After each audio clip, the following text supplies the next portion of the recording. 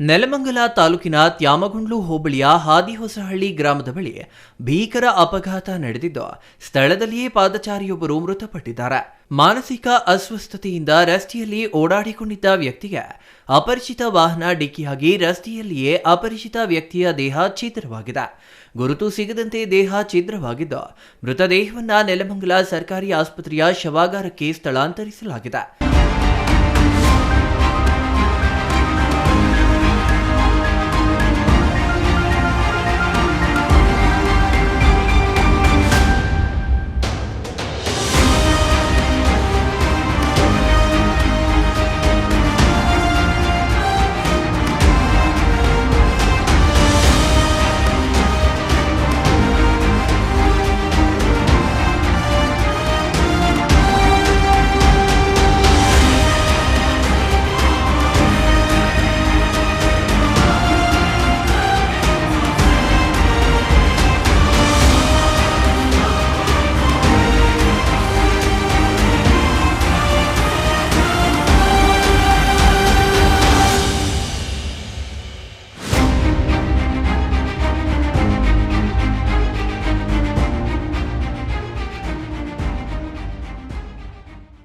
ಅಪರಿಚಿತ ವಾಹನ ಹೆದ್ದಾರಿಯಲ್ಲಿಯೇ ವ್ಯಕ್ತಿಯ ದೇಹವನ್ನು ಸುಮಾರು ದೂರ ಎಳೆದುಕೊಂಡು ಹೋಗಿರುವ ಘಟನೆ ನಡೆದಿದೆ.